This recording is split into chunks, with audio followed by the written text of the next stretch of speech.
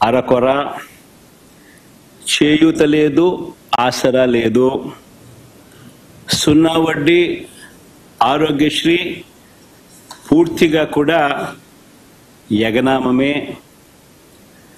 వాహనమిత్ర, నేతన్న నేస్తం, మత్స్యకార భరోసా, కాపు నేస్తం, ఈబీసీ నేస్తం, చేదోడు, తోడు, లానేస్తం అన్నీ గతంలో ఉన్న పథకాలన్నీ కూడా పాయే.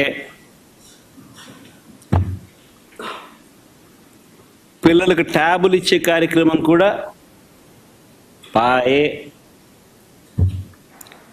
మరి నేను అడుగుతా ఉన్నా, 1,45,000 కోట్ల రూపాయల అప్పులు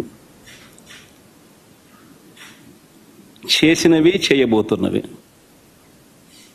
ఎవరి జేబీలోకి పోతా ఉన్నాయి?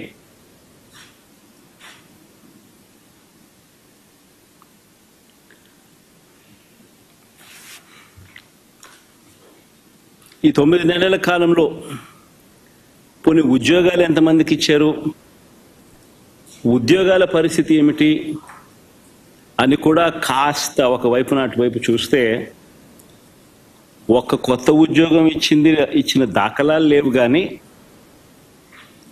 ఊడగొట్టిన ఉద్యోగాలు మాత్రం ఏకంగా 2,60,000 ఉద్యోగాలు, వాలంటీర్ల ఉద్యోగాలు పూర్తిగా తీసేశాడు. 18,000 మంది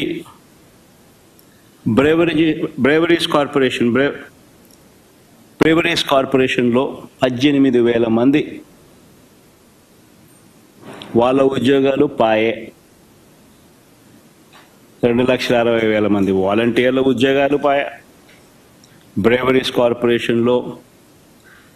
కార్పొరేషన్లో మరో 18,000 ఉద్యోగాలు పాయే. ఫైబర్ నెట్, ఏపీఎండిసి, ఫీల్డ్ అసిస్టెంట్లు, వైద్య ఆరోగ్య శాఖ, ఇలా ఆయా విభాగాలలో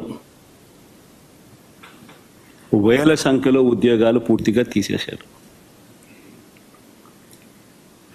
ఇవన్నీ ఒక ఎత్తున గ్రామ వార్డు సచివాలయాలలో సైతం పనిచేస్తూ ఉన్న ఉద్యోగస్తులను కూడా, వారిని కూడా సచివాలయాల నుంచి వాళ్ళందరినీ కూడా డిస్లొకేట్ చేసి గవర్నమెంట్ రంగంలో మిగతా డిపార్ట్మెంట్లలో ఎక్కడైనా వేకెన్సీస్ ఉంటే అక్కడ వాళ్ళని సరిదేసే కార్యక్రమం మొదలెట్టాడు.